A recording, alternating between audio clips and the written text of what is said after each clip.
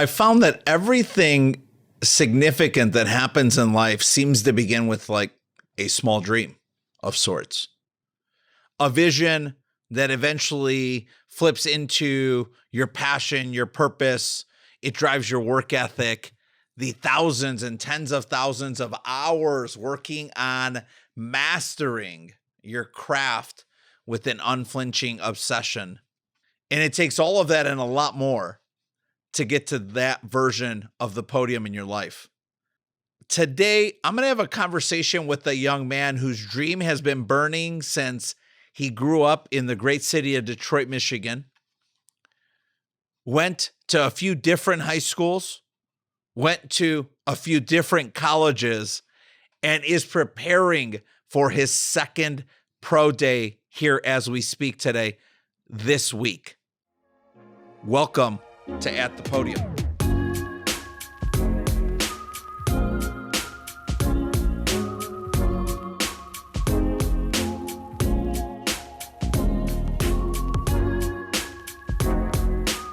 Hello again, and welcome to At the Podium with Manuel Amezcua. I'm a financial advocate, a CEO, father, a husband, and as all of you know, a massive sports fan. I'm obsessed with encouraging people to dream and attack that unique vision they have for their life so that they might inspire others to do the same. I built this podcast to share the stories of high performers and help convert their wins, losses, and lessons along the way into nuggets that can help you get closer to your dreams. Folks, today my guest is Amir Siddiq, native of Detroit, Michigan, played at Central Michigan, and then transferred to complete his fifth year at Charlotte. Amir is currently working on his obsession of getting to that next level, the NFL, completing one pro day at Central Michigan, preparing for another one this week, and two local ones beyond that. I hope that you'll find value in the discussion today with Amir on what it takes and what it looks like to attack the vision that he has for his life today. Enjoy our conversation with Amir Siddiq. Amir, it's so good to have you on At the Podium today. Thanks for being with us. Thank you for having me. I appreciate it. So I know that you are completely obsessed about your day-to-day disciplines and habits right now, training with the prospect of getting into the league. Oh, yeah, most definitely. I love the story. And look, being here in the Detroit area now, and this being the home of the show, I love having young men come on and share their powerful stories, especially when they're born and raised in Detroit. Oh, yeah, most definitely. Hey, open up with our listeners and share a little bit about your childhood and some of the things that stand out the most in your life about that time. Really, growing up, it was, it was three of us, my mom, my dad, my brother, and, four of us. I'm the fourth. And then, as I got older, we just like kind of added on siblings, just added on siblings. So it was cool to see how me and my older brother grew up compared to how my younger siblings grew up. And, us focusing on a lot of sports, being outside, playing the game a little bit, but, really like us growing up, we were always outside playing basketball, playing football, anything to be outside. So that was like one of the biggest things that I saw in me and my older brother, like as far as sports and just being active all the time, was we were always outside. Rarely was in the house. That's right. So like when I realized like, okay, basketball is cool. Nah, I'm not gonna really do organization basketball. Football came around, I'm like, I gotta play football. I have to. Like I'm telling my mom, like, Mom, I wanna play football. Dad, I wanna play football. I wanna play football. And nonstop, I'm telling them, I'm just like, I wanna play football. And 6th grade year, they're like, all right, we're tired of you asking. Go ahead. Just go ahead. So I went out and played. So it's actually me and my older brother. So he's 2 years older. So he was 8th grade. So me and him were on the same team. And what's his name? Cavante. Yeah. Okay. So we were on the same team. And, that was my first year. That was like my first like contact like that I had. One of the craziest stories. Like we were playing charter school. and I was playing like running back. I got the ball, big like 300-pound D tackle just comes through the hole, smack me, crush me. I'm laying on the ground like trying to breathe, and I'm just like literally like it. That was my moment where I'm like, oh yeah, I want to play football. I don't want to play offense, but I want to play football. Love it. He smashed me. I'm just like, yeah, I think I want to deliver the blow. So from that point on, I'm like, all right, I'm playing defense now. And I'm the one that's going to come down and hit somebody and have them feeling like, oh man, like, I don't want to play this anymore. Yes. So that was like the biggest thing growing up, like just being outside, being active, and just really like being always around sports. My older cousins, older brother, everybody was around sports, and I was always around it. So that was like the biggest thing for me. So you both played through Fortson High School? No. So actually, I went to a high. So I went to a charter school in Dearborn. Okay. Heights, yeah. And it was called Star. Okay. So like a charter school, like a little small charter school, and we both were going there all the way. He graduated from there. I ended up transferring my junior year to go to Fortson. Okay. And I instantly ran track. I'm like, all right, I know I got to get faster. What were you running in the track team? Oh man, you don't want to know that. That's a 4x1 to 100. I hold the record at Fortson for the 4x1. Wow. Yeah. Wow. Yeah. So when I first got there, they're like, yeah, come run track, because that was track season when I transferred. It was midway through the semester, going into the second semester. So that's when track season starts. And they're like, yo, come to the track. Just come to the track. Sure. I'm like, all right, come on. They're like, you should throw. I'm like, that's cool, but I want to run. I want to be the fastest out here. Because our quarterback, Hamza, he plays at Eastern right now. Okay. He played quarterback with me at Fortson. Okay. He actually was like one of the faster kids there. Mm-hmm. So anytime I go to school, I want to be the fastest. I want to be the strongest. I just want to compete to be the best. And he was always like, the guy that was, the golden child on the team. Like, he was the best. And once I got there, I'm like, I'm challenging you. And we got on a 4x1 team, and we just tore it up.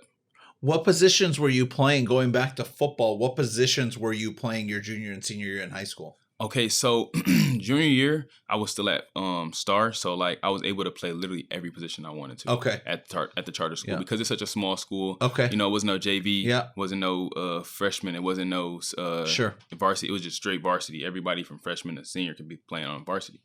So my junior year, I played quarterback, receiver, tight end, linebacker, safety. Okay.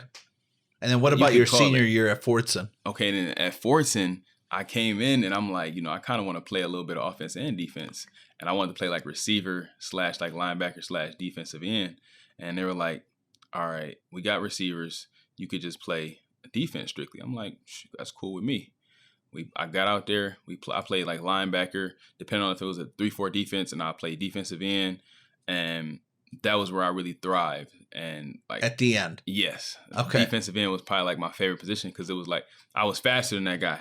Sure. 9 times out of 10, I'm just faster. quicker off the line. I'm just gonna run right by him. And that's where I like really kind of locked in my position at defensive end. What coaches can you think back to that year at Fortson and the people and type of impact that had the most on you in terms of the coaching staff or a mentor at the school, someone who really poured into you that had a big impact on you? Can you recall that and maybe share a little bit about that experience? Okay, so technically one of them is not at the school, but you might have heard of him, Jermaine Crowell. Okay. Head coach. He was the head coach at Belleville. Okay. And my head coach at Fortson was Hajj Zaban. Okay. Those two, Hajj, like, when I first got there, like, he kind of took me under his wing and was like, like, you have the talent to pretty much make it to the next level, Division I, all this and that. He's like, all you have to do is just work. He's telling me like all the things that you have to do in order to be the best, and in order to dominate, and in order to be able to really show, okay, I'm going to put in extra work. I'm going to put in extra time. He's telling me all this outside of, okay, we have our regular sports tech. We got our regular practice. So I took that and I said, okay, I go to sports tech. I go to practice. I'm going right to the gym after. So I'm literally doing like almost 3 workouts in one day, every single day. And I'm eating a lot of food. And he's telling me like, yeah, like, you just got to focus. You just got to make sure you're staying on top of your classes. And he's telling me all this and that. season comes. All right, we're doing really good. I think we got all the way to Belleville, had no losses because I think we played Dearborn after Belleville. So yeah, so we played Belleville. Jermaine Crowell, Coach Crowell, he's the head coach there.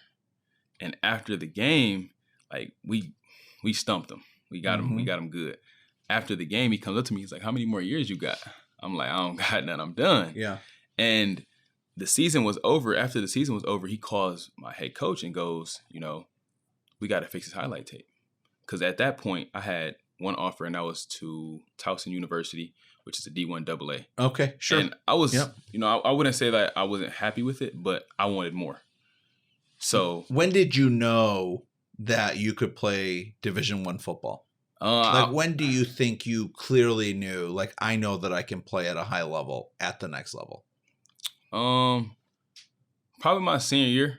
Okay. Who is your biggest believer and advocate that you would say this person is really the one that helped cement it in my mind that I could do it? Probably my cousin. His name is Enrique Hope. Enrique Hope. Yeah, he like I said, when I got done with practice and got done with sports tech, he would take me to the gym. We would go run hills. Yeah. We would go to Hype. He'd pay for the membership. He'd take me here like to go and run hills, hit the weight room, and on the weekends, all right, we're running a track. We're doing banded exercise. We're doing a lot. We're just doing so much that it was like, he's like, "You're not gonna get there by just the regular sports tech and practice. Like, you have to do more."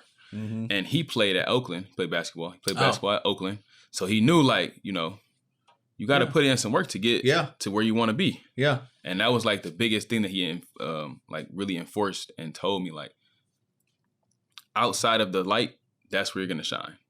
Yeah. In the dark, when you're by yourself and you doing your stretches, your workouts, your everything that the coaches is saying that, all right, this is what we're doing as a team, you're gonna do some more stuff after. That's where you're gonna shine. That's what he kept telling me. And that's why I'm like, okay, cool.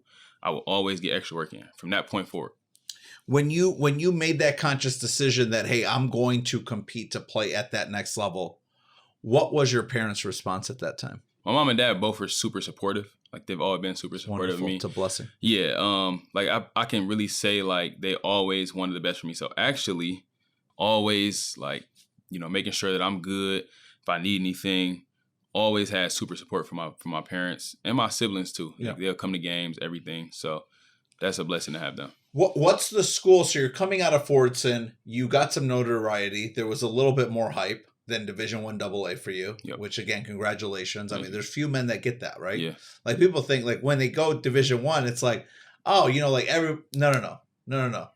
Like, less than 5% of people ever get to Division I football. Yeah. And that's probably much less than that. It's probably closer to 2%, right? Yeah. Yep. So congratulations on that. What was the school you almost went to that's not CMU? Towson. Okay. So Towson, actually, like, I was committed to them for almost 2 months. Number one reason that you backed out on your commitment.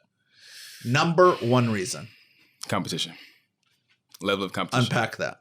So, all right, D1 AA, I always told myself that if I was going to go to college, I was going to make sure it was a full ride scholarship, and my parents didn't have to pay for anything, didn't have to do anything, and that it was going to be a Division I team. Yeah.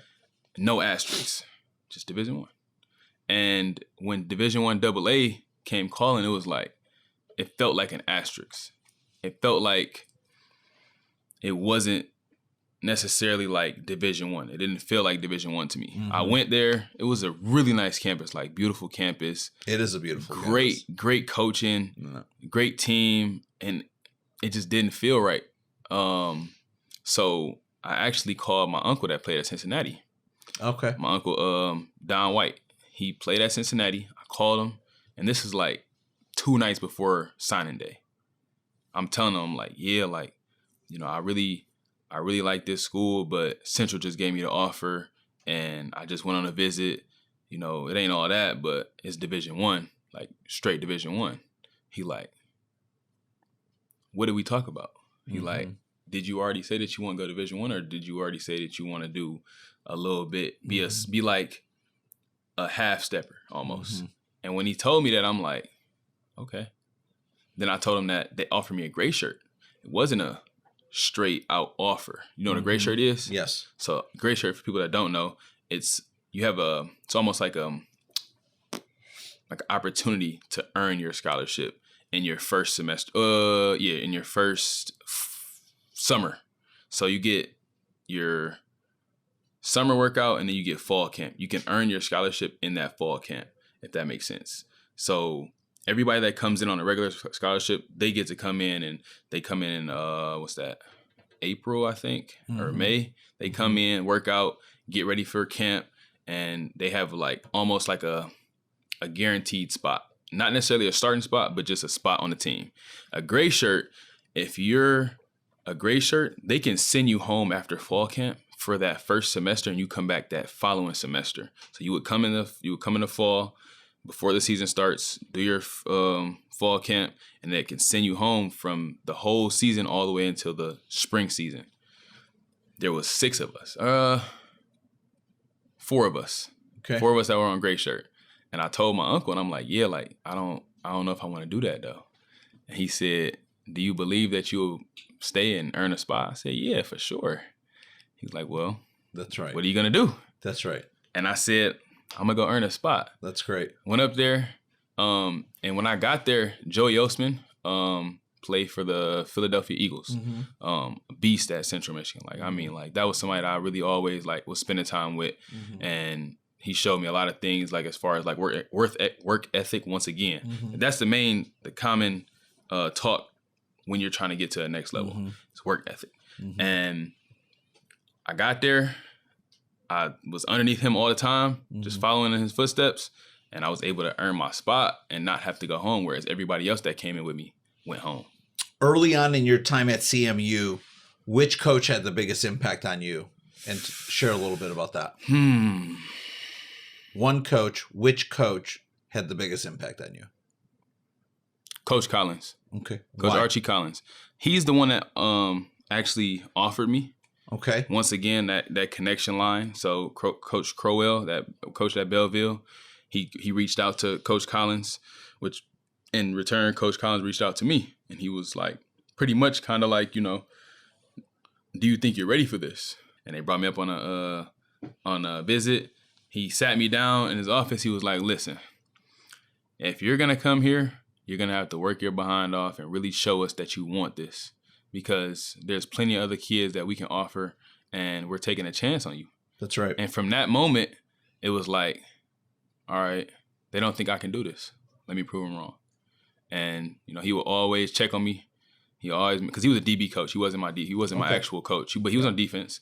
And he would always just make sure that, I was on top of my business, making sure I was handling business. And, he always poured into me and just told me, make sure you're taking care of your business. That's the main thing at the end of the day. If you're taking care of your business. What does taking care of your business mean to you? Okay, so. Simple explanation. What does that mean? Do what's right. Okay. So if you know that you're supposed to be somewhere at a certain time, be there at that time. Yeah. If you have an assignment due, make sure you get that assignment done. Don't be lying. Yeah, I love that you're saying that, because we have a dear friend, Benny Fowler, who played at Michigan State, Detroit Country Day, Michigan State, then had 8 years in the NFL as a wide receiver, and I think the world of Benny. And one thing I've heard from Benny, and I've heard him say many, many years before I even met him, was just always be a pro. Be a pro. Yep. Be a pro. So I'm going to handle your business as be a pro. Yeah, pretty much the same thing. Yeah, I love that. When you came in as your freshman year, which guy on the team was the consummate professional? Doesn't mean he was the best player, but just the consummate professional. 100%. Showed up early, had the right attitude, left it all on the field every single day, and was a great teammate. 100% Joey Osman. Love 100%. it. Love it. When I say he was the definition of professional, he'd get in there early. He's in there late watching film. He's coming in early to stretch, work out before every single practice. He's doing core. It didn't stop. It was nonstop. 24/7. Being a professional. You can't. There's no such thing as half-time professional. Sure. It's just not. It's not like that. So it's either a full time or you're not. I'm a huge fan of our friends at Sport of Kings out in LA. And as a listener of this show, you've got to check them out. Sporta Kings is an LA-based clothing brand that was started by two surfers and longtime friends. The story's incredible. They carry a wide range of premium tees, hoodies, sweats, caps, and more. And they're designed in-house, folks, made locally in Los Angeles and Orange County. Samantha and Ava and Atlas say, Dad, you're either in a blue suit and white shirt or Sporta Kings. And they're right. That's about it. Don't forget, Sporta Kings is a homegrown brand focused on quality over quantity. And if you go check them out online at SOKFY, so basically Sporta Kings Forever Young, SOKFY.com, and use the promo code PODIUM. You'll receive 20% off your entire order. Again, that's SOKFY.com. And use the promo code PODIUM at checkout for 20% off. And now back to the show. What's your favorite memory from playing at CMU that you'd say, man, this is one of those moments, like when I'm with my teammates or I think about my 4 years at CMU, it's probably one of my fondest memories. Probably how close we were as a team. Yeah, say more about that. So like the class that I came in with, Khalil Pimpleton, Troy Brown. Oh, yeah, exactly. Like the names that I'm gonna list is just like all these guys that I'm really close to. I wish you would have stayed in Detroit. Man, what a story. That's my brother. What a beautiful story. Sorry, it got us down a rabbit hole. Please go ahead. So Khalil, Troy Brown, Ja'Cory Sullivan, Troy Harrison, who else? Jameis Kimbrough. That was a really great recruiting class. Yes, our recruiting class was just so united, and we were just all one. We're all on the same page. Like when I say Lou Nichols, we will all come in and literally get extra work in together. Like we will all look at each other like, "What we about to do today? Let's go to the field." And it's nothing to do in Mount Pleasant. Yeah. Just in case y'all don't know, it's nothing to do in Mount Pleasant. Like you either go to the field, or you're in class, or you in your crib. It ain't no malls. It ain't no. Yeah. It's like 3 stores: Target, Walmart, and Myers. They've built a lot since then. But it speaks to the lack of distractions. Also create an environment of high performance. Yes. Right. Yes. 100%. I mean, most schools do not look at CMU on the schedule and say, "Oh man, this is going to be an easy ride." No. And it's because I do think that type of environment creates an additional level of focus that sometimes some of the circus campuses can't provide. Big facts. Especially for student athletes. I agree. Specifically for student athletes. Yeah. Yeah. I love that. Like, so I can take, for example, Charlotte and Central. Charlotte, 15 minutes from downtown. Downtown Charlotte. I mean, like, nonstop, something's going on at all times. Yeah. Campus is very beautiful, but when I say like there's attractions to go and do something every single minute of the day, there's a reason why where Central was very beneficial, and where Charlotte is not as beneficial. Yeah, understood. So last thing on CMU, regrets. You know, we love to talk about the wins, losses, and lessons. Anything that you would say, hey, man, that was a moment where I wish I could hit replay? No, I don't think so. Awesome. Love that. Yeah. Good for you. That's a blessing because that very, very few people can answer that question that way. Thing you're most proud of about your play at CMU? One thing. When you say, like, does it have to be football or you're saying like? Be anything. No, your time at CMU. I would say my degree. Yeah, congrats. Earning my degree, my bachelor's. Like I told my parents, like once again, like I told them that, you know, they weren't gonna have to pay for nothing. They weren't have to pay for school, books, tuition, room and board, nothing. I told them I was gonna do everything I need to do to earn a degree and play football. And when I did that, it just felt like a sense of relief that, you know, I stood on what I said and did exactly what I was, you know, telling my parents I was gonna do. So yeah, like there's something for being able to look back and say, I honored my commitment. Yeah, exactly. Right? Yeah. Yeah. That's how I felt. It just felt really good to be able to tell them, like, yeah, I got my degree. Like, I'm done. Yeah. Completed it. So yeah. I Yeah, I want to make sure that I recognize that with you and that you take that forward, because it's very difficult to say what you mean and mean what you say and follow that through with execution, right? I agree. So good for you. Yeah. Good for you. And I'm sure your teammates would speak the same about their experience and their time with you. So you play 4 solid years at CMU. You go to Charlotte as a graduate assistant. Graduate transfer. Why Charlotte? Coach West, he coaches with the Buffalo Bills right now. He reached out to me and pretty much told me that. So the reason why I left Central was because I wanted to be able to be versatile, be able to play linebacker, defensive end, rush, drop, do a little bit of everything to show the scouts and show the NFL that, I'm able to do whatever it is that y'all need. Mm-hmm. He told me, whatever you want to do, we can do it. And once he told me that, it was like almost like a green light for me that, I want to be able to showcase everything. I don't want to just do one thing.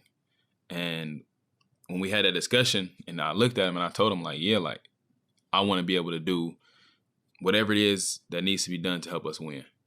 He said, let's do it. And that was like a wrap from there. Who specifically turned you on to Charlotte though? Like you're in Mount Pleasant, having a great time at Target or Walmart. And how does Charlotte enter the movie of your life? So when I hit the transfer portal, it was actually right after the Eastern game. Who convinced you to enter the transfer portal? Myself. Yeah. Okay. Good. Myself. Yeah. Why did you know it was time? So I had a good season. I felt good that season. I felt like I was on the up. I felt like it was time for me to, showcase a different set of talent. And I told my coach, I feel like, I want to be able to stand up. I want to be able to drop, all this and that. And, he didn't really feel like that was what we needed. So I'm like, all right, cool. Like, that's cool with me. I'm going to just go ahead and figure out where I can go to be able to do what it is that I want to do so that I can, because I knew that to make it to the next level, you can't be one-dimensional. And I knew that if I was able to showcase multiple talents that the NFL would be like, okay, he's quick, he's strong, he's fast, and he understands football. Yeah. Those are things that I can showcase by playing different positions. Good for you. And you had a good season in Charlotte? Yep. Yes, sir. Most proud achievement during that 1 year with Charlotte? Earning all conference. Yeah, congrats. And pretty much stand on what I said again. I want to lead our defense in sacks, lead our defense in tackles for loss, and just be somebody that they can say like, okay, if we need a play, he gonna make the play. Mm-hmm. And that's what I did. I got all conference. I led the team in sacks and led the team in tackles for loss. So like that was like the biggest thing for me. And I didn't even know that the last 2 people to get all conference were Alex Highsmith and the D tackle. Those are the last 2. So like I'm one of those 3 that have gotten all conference. So that really helped me boost my confidence to say like, okay, I did what I was supposed to. And the people that got all conference are in the NFL. So it's my turn. That's wonderful. And so favorite teammate that you played with at Charlotte before we pivot to this next chapter in your life? Grant Dubose. Why? Once again, like being a professional, he was a professional. Mm-hmm. And being around Khalil Pimpleton, Troy Brown, and all these guys, we're always getting extra work, And to see him doing the same thing as me, it really made me because we're the only 2 out there after practice now. Like it's just us 2. Mm-hmm. So I'm chopping it up with him, and we just kind of hit it off that easy because of the extra work. We're both trying to be professionals, and you see what he's doing. Well, I'm not sure if you're familiar with him, but I do know the name. Yeah, he's catching a lot of buzz. I watch a lot of football. Oh yeah, I don't know if you know. Yeah. So he's definitely a professional, and that's who I really was around a lot. And we spent a lot of time together as far as just after practice, just getting extra work in. That's great. Yeah. Let's pivot to this last dimension of your life. So you finish. When did you know that you're a legitimate prospect for the NFL? So Troy Harrison, that's another one of my brothers. We super close, talk every day, play the game every day. After the season, you know, he called me and was like, "Hey, bro, you know it's time, right?" And I'm just like, you know, I was in the mindset of, all right, what's next? Like, what do I need to do? You know, I didn't really have that many agencies reaching out to me until, the agencies were reaching out to me throughout the season. But when the season was over, I didn't have that many agencies reaching out. Okay. So I was like, okay, this is a little bit weird. Like, what happened? Yeah, the agency outreach, for those folks not intimately aware of the NFL environment, that's a great leading indicator of the demand for you, right? That is a great leading indicator of the demand for you. 100%. Yeah, like if you're getting agencies reaching out, okay, that means that they want to represent you. They have some type of knowledge of, okay, he can get either between the rounds of first round undrafted free agent. And if you're having that type of success, then that's a positive thing. So I didn't have that many. Like, it was like 2, 3, 4 throughout the season. I'm just like, you know, we just chopping it up. And then it kind of went cold turkey. Mm-hmm. And like the last 2 games, I'm like, oh man, like season's over. Like, what's up? Like, anybody calling me? And Troy called me and was like, my agency about to reach out to you soon. I'm like, oh man, all right, cool. So I get on the phone. I'm talking to you, or I talked to Lewis first. I think I talked to Brian first. Okay. I talked to Brian. We chopping it up. I'm like, all right, bet. I talked to Lewis. What did Brian say, though, that you would say? Because you don't strike me as the guy who's going to accept the first invitation to the dance. Yeah. So Brian had to have said something that was meaningful enough to you as a young man with a huge vision and a big work ethic that you'd say, okay, I'll take the additional call with Mr. Curry. I think the biggest thing was they were saying it was a partnership. That was one of the biggest things that got my attention. It wasn't, you know, a business deal, a business transaction. It was strictly, we're going to work together. We're partners, and we're going to go through this and attack it. You know, you're going to do your part. We're going to do our part, and we're going to get to the next level. And they had, you know, 100% faith in me. You know, they're like, they found out that I was holding the record at forcing for the 4x1, and they're like, you know, like, are you really that fast? And like, that was like the conversation. And then, you know, like, it was like a little bit of back and forth, like, yeah, like, I'm fast, you know, I'm strong. You know, who do you want to train with? All this and that. And I've already had the conversation with Troy. Troy's done the process. Yes. And I was, you know, kind of talking to Troy throughout his process. He's telling me like, yeah, we're doing this, we're doing that. And I was able to get a workout in with Jim that summer, the previous summer. Jim who? Jim Kilbasa. The GOAT. Man, dude, the GOAT. Hey, man, if you are in Michigan and you don't know Jim Kilbasa, man, you are missing out. Missing out, for real. Like, he big. Does every age range, doesn't matter. Literally in the last 30 days, Amir's the 5th guy that's like Jim Kilbasa. Jim Kilbasa, right? When Pitt was on a couple of weeks ago, Anthony Pittman. Jim Kilbasa. So no, man, that's great. And so Troy connects you with kind of his network, or at least introduces you to his network of people and advocates. Yep. And you made that decision to move forward. Yep. Talk about the day in the life for Amir Siddiq today, training with Jim Kilbasa and his team. Unbelievable facility. Yep. What's it like day to day for you now? So right now, we're actually in the month of Ramadan. So, my training like is a little bit, well, not training, but my eating schedule is a little bit different, but the training is the same. So we got lift in the morning, or our training starts at 10 in the morning. We go from around 10 in the morning to around 1:30 in the afternoon. Usually I would eat my first meal right after I work out, and then eat another meal right when I get home.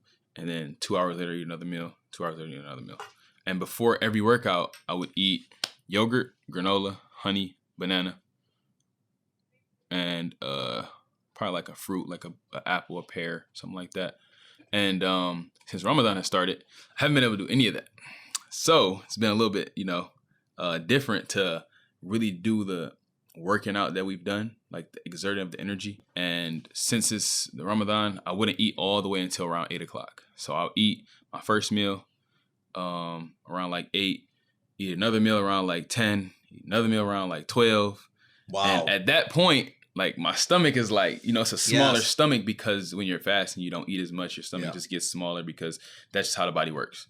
that third meal, I'm almost like stomach's just out, and I can't even. It's tough. I can't even drink any water. I can't do nothing. It's just like, I'm fully full. And for people who aren't familiar, how much longer do you have in Ramadan? Okay, so the Ramadan is 30 days, and it's from sun up you fast, which means you abstain from eating anything and drinking anything. So no drinks, no water, no food, no nothing.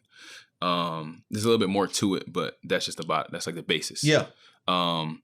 And so this month is starting on 23rd, so we'll be done on April 23rd of next month.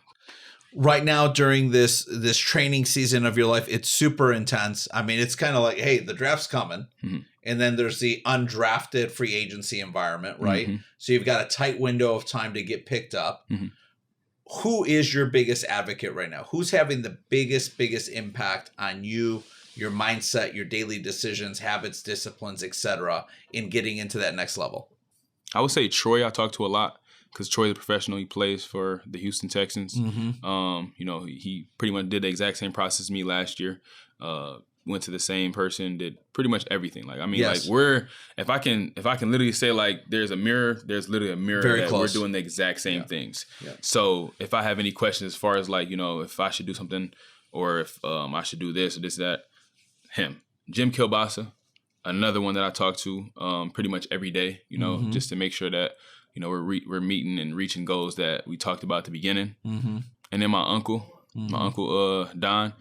Don White, right? Yeah, Don White. Yep. So I talk to him, like, pretty much periodically throughout this process, like, just check in, let him know, like, all right, this is what we did. And I had, like, set goals with him once again. I told him, like, these are the things I'm going to do during the Central Michigan's Pro Day.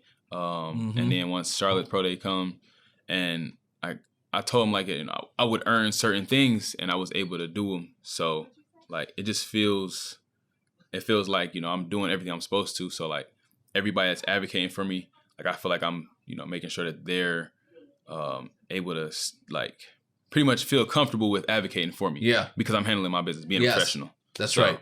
Yeah. And so, pro days at CMU, you're back home, Mount Pleasant, hitting the Target, hitting the Walmart, Yeah. going to pro day. How'd you do? I did really well. What does that mean?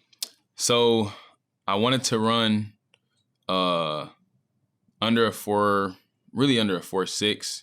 My best time was a 4.56. That's fast. Yeah. For people that don't know. When you're carrying 240, 245, that's fast. Yeah. So for people that don't know, there's receivers that run a 4.5. Yeah. There's receivers that run a 4.6. Yeah. I play defensive end / linebacker. So, yeah, I keep up with those guys. What's the other stat that you're most proud of? 39-inch vert. Nice. That was fire. Congrats. Now that you've gone through the process and you're really like on the 5-yard line of getting into the end zone and getting into the league, what is the best piece of advice that you've given other young men, whether they're in college, high school, or middle school, playing football with this similar dream and life trajectory in their mind? Being a professional is not a part-time job. It's a lifestyle. You have to really, truly believe in your heart that everything that you're doing is going to pay off. And no matter if people see it or not, you have to do the work. Just making sure that you handle your business, being a professional, take care of everything that you're supposed to take care of is going to be very important to build habits for the future. So building habits as a young individual is important for when you get older, because you'll be able to have those exact same habits, and they're all good habits. Mm-hmm. So creating good habits as a young person, and if you're already in high school or whatnot, create those habits now so that when you get to college, you're able to do those same things. Mm-hmm. School is very important. You cannot play any sport without handling your school first. That's why it's student then athlete. So school is very important. You have to do your schoolwork. You have to get solid grades. Just believe in yourself. Like, that's really key. You got to believe in yourself, no matter what people say. That's a great message. The belief. I mean, the war is won in the mind, right? Yes. So if you can't see it up here, you can't hear it up here, you're going to have a bigger battle than most. So as we get ready to wrap up, Amir, when football is over, and God willing, it's going to be a long time from now. Yeah. Right? Yep. When football is over, what's in that next chapter of your life for Amir Siddiq? I've always wanted to express and show people that the mind and wisdom and business mentality that I have. So I want to show people that I'm a businessman, that I take care of, my whole family, and just really show people that I'm going to build not just with football, but with an entire corporation. I love that. And do you have ideas of what type of business you'd want to get into in the near future? Yeah, actually, me and my brother Cavante, we're actually in the process of pretty much like a building and blueprinting out, mapping a way to get a car wash service, self-car wash service. I love that. Is that here in Michigan? So that'll be in Arizona, around like the Tucson area where he lives. He lives in Arizona. So we talk every day about it and just mapping out the best way to go about it, the best way to build, the best way to start, and to keep it going. I love that. I love hearing the fact that you've already begun to process the way you can begin to create some duality, even maybe while you're playing. Yes. Right? Yes. And begin to start writing that next chapter of your life and leveraging that incredible education that you got. I heard a comment that you once told somebody that degree in sociology was really considered one of your biggest achievements. And so I love the fact that you shared that with our listeners earlier today. Could not be more humbled, and it's been a privilege and blessing to really hear your story firsthand. Thank you so much. There's only so much due diligence old men like me can do about young men like you. So it was good to hear it was good to hear that directly from you. You got an army of humans that are rooting for you this season. Yes, sir. And I think one of the simplest things that I've taken away from all the young men that have come through my office sharing their stories is that that power of your belief system and your commitment to your dreams and putting that work ethic behind. Yeah. And you're an incredible example of that. Yes, sir. So congratulations for all that you've achieved so far. I can't wait to see that next story of successes that are going to come your way. Thank you. I appreciate you. Appreciate you having me. Thanks so much for listening. And thanks to our guest today, Amir Siddiq. Connect with Amir on Instagram at Amir, AMIR _Siddiq, SIDDIQ. If you like what you heard today, please be sure to follow, rate, and review at the Podium on Apple Podcasts, Spotify, or wherever you get your podcasts. You can follow the show on Instagram, YouTube, and TikTok. It's at Podium _podcast. Post about the show on social media, and if you would, tag us. We'll repost to share our gratitude. Also, consider telling a friend, as friend to friend is still the greatest way that we could grow the show and share our stories. See you next time.